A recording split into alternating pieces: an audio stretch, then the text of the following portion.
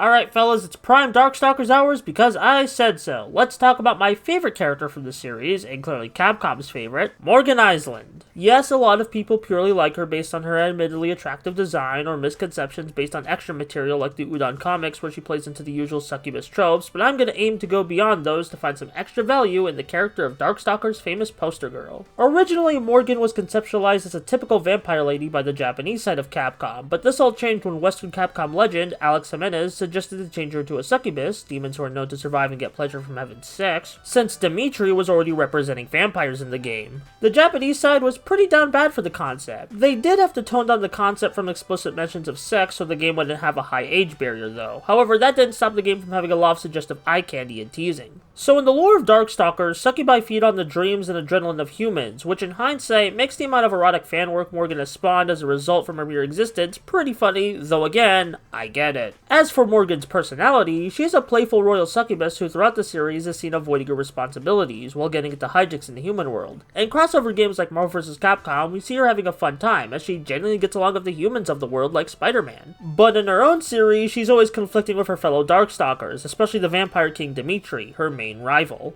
By Darkstalkers 3, when Morrigan cemented herself as the face of the series, she got her own Echo character, akin to her Ryu if you will. This is Lilith, and she's a part of Morrigan that the main villain Jedi obtained and gave sentience to as an innocent androgynous little devil to help carry out Jedi's evil schemes. By the end of the game, Morrigan would fuse back with her to become stronger, though Lilith managed to get her own fanbase, largely for the same reasons as Morrigan, though Lilith did play into the more Looney Tunes aspect of Darkstalkers with stuff like her super move being a funny DDR game. Overall, I really like Morrigan a lot. With her teasy personality and appealing design, she has usurped Dimitri as the main protagonist and face of Darkstalkers, both in-universe of the games and out-of-universe in the real world, even eclipsing the notoriety of the franchise itself. She gets the most merchandise, crossover appearances, and fan love of any of the Darkstalkers, which, given what I've said in this video, is fair. Again, I don't mind people liking her for superficial reasons. Hey, if you like a character for whatever reason that isn't harming anyone, go ahead. But I hope I showed she's more than just a sexy design for fellas to get horny over or make low demeanor jokes about. Morrigan's an actual character with her own endearing characteristics to enjoy, so here's hoping with all the recent fighting collections that more people learn to appreciate more about Morrigan.